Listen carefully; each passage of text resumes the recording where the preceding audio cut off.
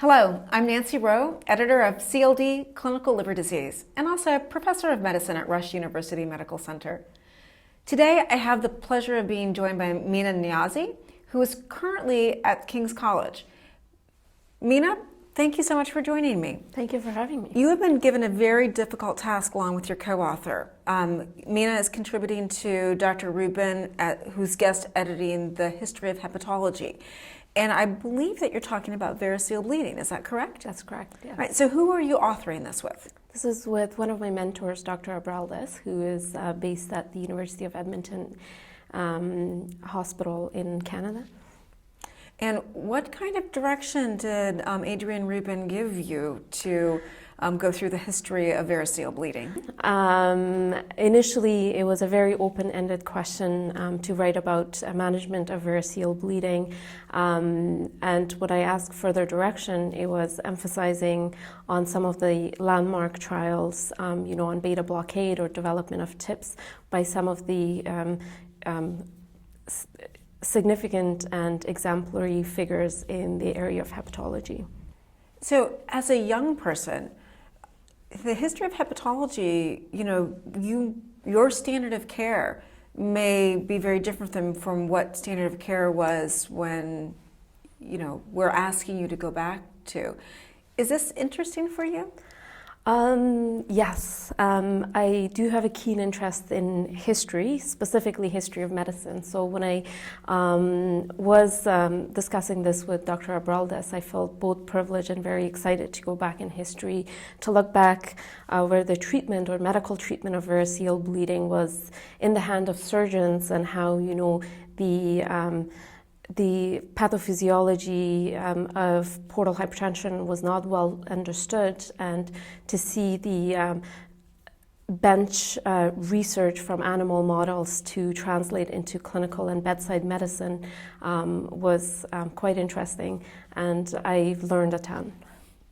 So what do you think were some of the most impactful discoveries as you've walked through the management of portal hypertension? Going back to 1950s, where Roberto Grossman was working in the lab, developing to try to understand the interplay between the systemic circulation and portal circulation that is deranged in portal hypertension, which essentially translate into all of the dreadful complications we see, was very intricate. The study designed by Dr. Labrac in development of beta blockade and prevention of variceal bleeding, well designed, and a great study published in New England Journal of Medicine in 1980s were quite impressive for me to read about. And then last to mention the development of TIPS, where you had a radiologist with a vision to convert diagnostic tool into a therapeutic tool was, major step towards medical management of variceal bleeding. Well, I do think that it's very exciting. It's always reassuring to see someone that's young who is interested in the historical perspectives. It's easy to imagine someone who's seen this, who likes to go back and revel in the discovery of what happened in their lifetime. When you try to convince your colleagues that they also should care about history, do you have any messages for them? I do. I think we can learn from history.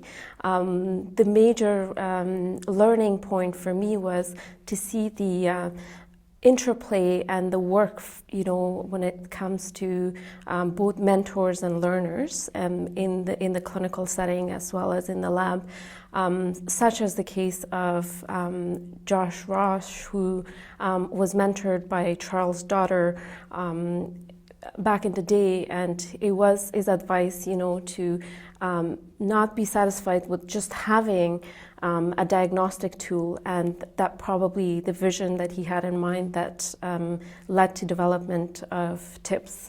The other component that I saw was actually the mentorship, as well as the collaboration between different disciplines that led to that. So I think there's not only a message about the medical significance of this, but also about the interplay, about good communication, collaboration, and teamwork.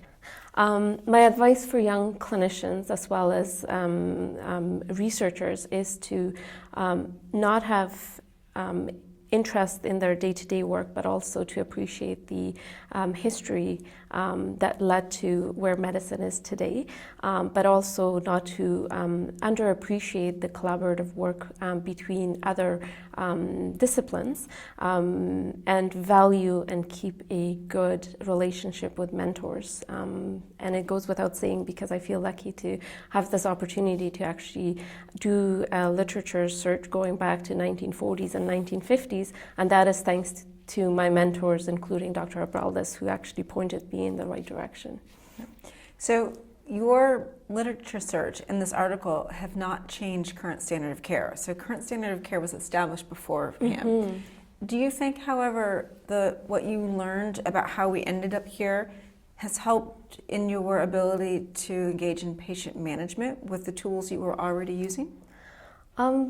I would say with the standard of practice, this has not changed my management in any way. What I learned writing this piece was rather appreciation for medicine and history of medicine, but also I was more motivated to actually engage in research and to be a good mentor going forward for my co-fellows and junior residents in the future. Well, Mina, thank you so much for this interview, for writing a wonderful article for Dr. Rubin's excellent series of the history of hepatology. Maybe we can convince you to read all those other articles that were written by the individuals tasked with the other aspects of hepatology. And thank you again. Thank you.